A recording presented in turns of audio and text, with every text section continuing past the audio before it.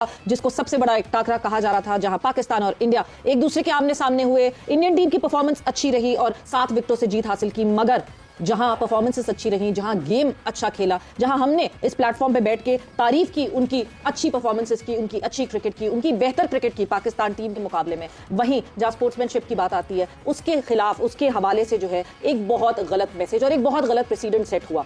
कल के दिन शायद क्रिकेट की हिस्ट्री में कभी ऐसा नहीं हुआ कि हैंडशेक्स ना किए जाएं जब मैच खत्म हो जाए उसके बाद टीम्स के। ये एक टीम की साख को नुकसान पहुंचाता है। दिस पॉलिटिसाइजेशन ये आगे आने वाले वक्तों में जो है और ज्यादा बुरी हो जाएगी अगर यही इसको रोका नहीं गया, अगर यही निप इन द बड नहीं किया गया तो ये मुश्किलात और बढ़ जाएंगी। जहां हम बात करते हैं कि खेल को पॉलिटिक्स से दूर रखा जाए, वहां कल एक चीज आउट ऑफ लिमिट हो गई, जहां पॉलिटिक्स को इतना ज्यादा इन्वॉल्व कर दिया गया कि हर हद पार हो गई। क्या आईसीसी के जो एमसीसी के जो लॉज हैं उसके हवाले से ये चीज पूरी बैठती है, और अगर नहीं बैठती तो क्या कॉन्सिक्वेंसेस होंगे उसके, या कॉन्सिक्वेंसेस कुछ होंगे भी या नहीं होंगे। मगर साथ ही साथ पाकिस्तान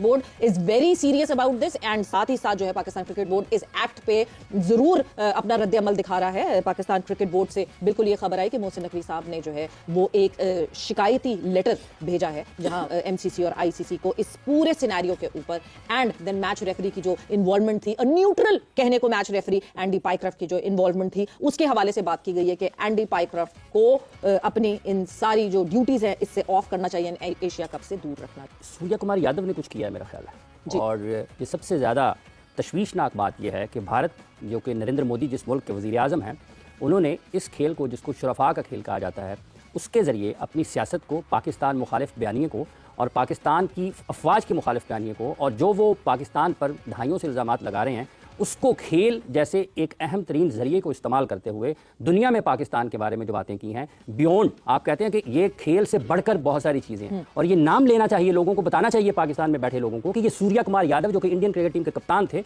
उन्होंने पोस्ट मैच सेरेमनी में आकर जिन ख्यालात का इजहार किया है, उन्होंने पाकिस्तान की अफवाज के ऊपर बात की, उन्होंने पाकिस्तान की रियासत पर बात की, उन्होंने पाकिस्तान के इदारों पर बात की, और पाकिस्तान में भी मौजूद लोगों को, अपने लोगों को ये बताना चाहिए कि आप यहाँ पर उनकी क्रिकेट पर ढोल बजा रहे होते हैं। कौमी गैरत, हमीयत, वक़ार, इज़्ज़त, ये खेलों से बहुत ऊपर की चीज़ें होती हैं, और पाकिस्तान को, पाकिस्तान क्रिकेट बोर्ड को और उन तमाम लोगों को जो इस सारे अमल में शामिल हैं, उनको भी तैयार रहना चाहिए था। पाकिस्तान क्रिकेट बोर्ड अब इक़दाम कर रहा है, लेकिन कल जो हुआ था, सलमान अली आगा को उस पोस्ट मैच सेरेमनी में जाना चाहिए था, जाकर ये जवाब देना चाहिए था कि हम क्रिकेट अच्छी नहीं खेल पाए, हम हारे ज़रूर हैं, लेकिन जो सूर्या कुमार यादव ने, जो गौतम गंभीर ने, जो नरेंद्र मोदी ने किया है, वो भी खेल की रूह के मुनाफी है, और खेलों की असल रूह को सबसे ज़्यादा अगर ख़तरा इस वक्त लाहक है तो वो भारत के इन इक़दामात की वजह से है, जो खेल दुश्मन है, जो इंसानियत दुश्मन है, जो पाकिस्तान के दुश्मन है और जो अमन के दुश्मन है। तो ये यहाँ से बात शुरू होती है, इसमें कोई दो राय होनी ही नहीं चाहिए कि आप अपने दुश्मन के खिलाफ जब खेल रहे होते हैं, वो पाकिस्तान के बारे में बात नहीं करते हैं, और पाकिस्तान में लोगों को भारत की मोहब्बत हर वक्त जागी रहती है उनके अंदर। तो इन तमाम लोगों को एक लाइन ड्रॉ कर लेनी चाहिए कि अगर वो हाईएस्ट लेवल पर जाकर पाकिस्तान के बारे में ये बात कर रहे हैं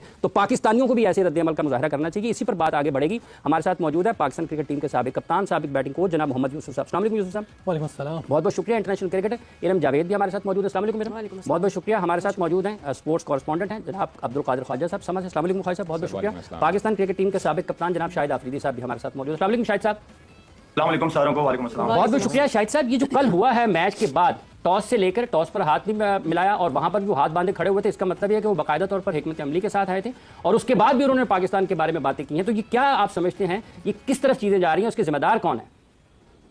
देखें इमरान, बात यह है कि 10 मई के बाद दुनिया ने देखा भी, पाकिस्तान की पावर को भी देखा और इंडिया को जलील होते हुए भी देखा। तो एक बहुत बड़ी शर्मिंदगी थी उनके प्राइम मिनिस्टर के लिए, उनकी आवाम के लिए। हर जगह मजाक बन गए थे दुनिया में, तो वो चीज़ उनसे बर्दाश्त नहीं होनी थी। एशिया कप जब शुरू हुआ तो उनके सोशल मीडिया अगर आप देखें तो सब शुरू हो गए थे कि पाकिस्तान से मैच नहीं होना चाहिए, नहीं होना चाहिए।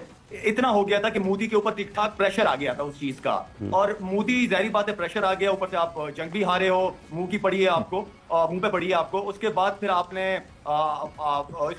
बीसीसीआई को कहा, बीसीसीआई ने अपने प्लेयर्स को कहा कि ये वो सारा, अगर इसलिए कि रिएक्शन बहुत ज्यादा आ रहा है तो तुम लोगों ने इन चीजों को इस तरह कवर करना है कि हाथ नहीं मिलाना। मेरे ख्याल में स्पोर्ट्समैन स्पिरिट और जो जेंटलमैन था वो तो उन्होंने बिल्कुल वाड़ ही दिया, और दुनिया में एक दफा दोबारा शर्म का सामना करना पड़ेगा इनको।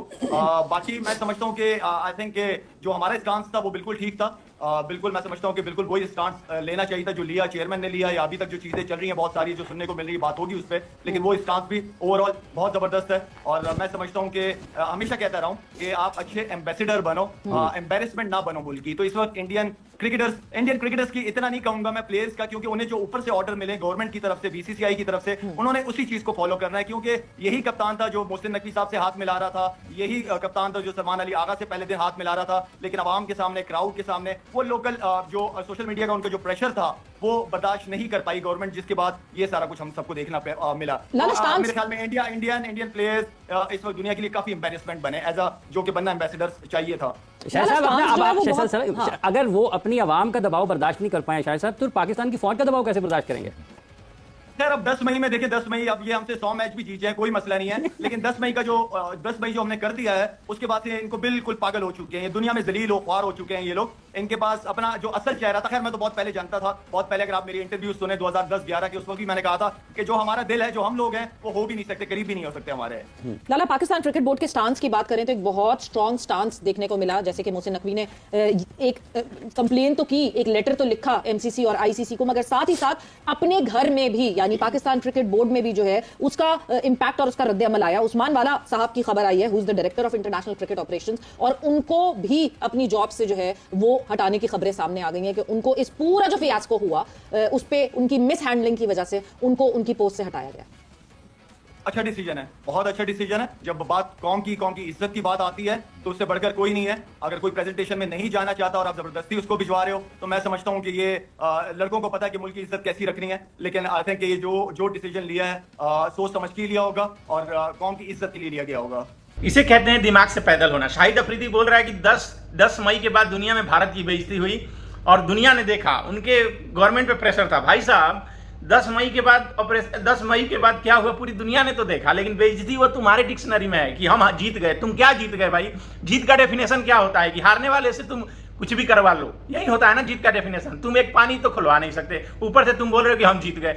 ब्रह्मोस तुम्हारे यहाँ गिरा, तुम्हारे प्रधानमंत्री कहते हैं कि नूर खान एयरबेस पे बम गिरा, ब्रह्मोस जब इंडिया ने मारा तो मुझे सिपा सलाहकार आसिम मुनीर ने फोन करके बताया। आज तुम्हारे प्रधानमंत्री ने कहा कि हम अटैक करने वाले थे, उससे पहले हम पे अटैक हो गया। नूर खान एयरबेस, रहीम खान एयरबेस, शकाला एयरबेस, इतने 14 एयरबेस पे ब्रह्मोस मारा हम लोगों ने। 150 तुम्हारे फौजी शहीद हुए। समा टीवी का जो जिस दिन इंडिपेंडेंस डे था पाकिस्तान का, उस दिन समा टीवी पे 150 लिस्ट गलती से अपलोड हो गया, जिसमें 150 फौजियों का नाम था जो ऑपरेशन सिंदूर में शहीद हुए। तुम्हारे 4-5 पायलट शहीद हुए, हमारे यहाँ तो आर्मी के जवान ही शहीद हुए। फिर तुम बोलते हो कि हम जीत गए युद्ध। भाई साहब, जीत का डेफिनेशन पाकिस्तान के नज़र में कुछ और होता है।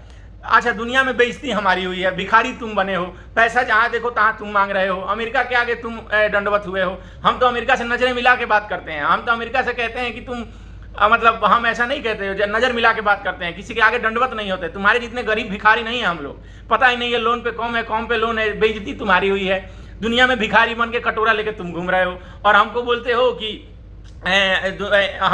कि इन दुनिया के सामने बेइज्जत हो गए। भाई साहब, ये अपने न्यूज चैनलों पे 10 मंदबुद्धि आदमी को बिटोर के और एक दूसरे को, जो तुम्हारा जनरल नॉलेज है ना, वो पाकिस्तान खुद बनाता है उस जनरल नॉलेज को।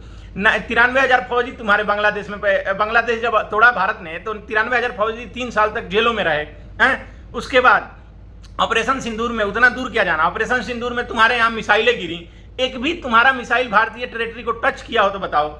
ऊपर से जब ईरान और इजराइल का युद्ध हुआ, दोनों तरफ दिखा कि किधर मिसाइलें गिरे हैं, किधर बम गिर रहा है। एक भी ऐसा वीडियो दिखाओ कि तुम्हारा मिसाइल इधर गिरा हो। गजब दिमाग से पैदल और मंदबुद्धि आदमी है ये आदमी। पूरी पाकिस्तानी मीडिया का यही हाल है भाई। ये लोग बिना लॉजिक का बात करते हैं, बिना मतलब बिना कोई तथ्य सबूत का बात करते हैं। एक भी सबूत नहीं है कि राफेल गिरे, लेकिन ये लोग चिल्ला रहे हैं कि राफेल गिरा दिए। चलो तुमने गिराए, लेकिन हम भिखारी थोड़ी हैं, हम 114 का डील करती है। लेकिन राफेल गिराए, 5 राफेल गिराए, 114 हम खरीद के लाए। तुम्हारी तरह हम भिखारी थोड़ी हैं कि पैसा खोज के जाना है, ए प्रभु हमें कोई पैसा दे दो, खुदा का खौफ करो, पाकिस्तान को कोई पैसा दे दो भाई, हम भिखारी हैं। प्रधानमंत्री तुम्हारा कटोरा लेके घूम रहा है। अमेरिका के आगे जाके चरणों में बैठ के कहते हो कि भाई साहब, तुम्हारा आसिम मुनीर ने बोला कि इंडिया मर्सिडीज है, हम तो बस हैं भाई। सोशल मीडिया से पले पड़े नीति तुम अपनाते हो, दूसरों को कहते हो बेइज्जती हो गई। भिखारियों की पैदाइश में एक अकेला ऐसा देश है जो अपना क्या बोलते हैं इंस्टॉलमेंट भी लोन उठाकर भर रहे हैं, और दुनिया में बेइज्जती इंडिया की हो गई। इन लोगों के डिक्शनरी में हार का डेफिनेशन मतलब अलग ही होता है। हारने का मतलब होता है कि आप 10 आदमी से आपको किसी ने उठा के पटक दिया और आप जीत गए हैं। ये होता है पाकिस्तान के डेफिनेशन में जीत का मतलब। तो पाकिस्तानी आवाम से लेकर पाकिस्तानी नेता तक सब ससुरे दिमाग से पैदल हैं। इनके दिमाग में केवल कचरा भरा है। खेल में पॉलिटिक्स इन्वॉल्व मत करो। अरे पाकिस्तान पहले है कि क्रिकेट पहले है? उसी तरह हर देश से ऊपर कुछ नहीं होता। भिखारियों, तुम्हें खेलने की जरूरत है, तुम दिमाग से पैदल हो, तुम्हें खेलने की आवश्यकता है। हमें पाकिस्तान से क्रिकेट नहीं खेलना, इंडिया को नहीं खेलना। इंडिया का बिना खेले भी काम चल जाएगा। रमीज राजा ने खुद कहा था कि अगर भारत के प्रधानमंत्री चाहें तो पाकिस्तान का क्रिकेट बंद हो सकता है। उस स्थिति में अब तुम आ गए हो और कुछ दिन में तुम्हारा वही हाल होगा। और मैं तो कहता हूँ 21 तारीख को जो मैच होने वाला है हो ही ना, और बिल्कुल नहीं होना चाहिए। भिखारियों की औलादें, मतलब तुमको आदमी कहे तो कहे क्या, कुछ कहने में भी शर्म आती है। ये भिखारी जो दिमाग से पैदल हैं, तुम दिमाग से पैदल ही नहीं हो, तुम्हारे पास दिमाग ही नहीं है।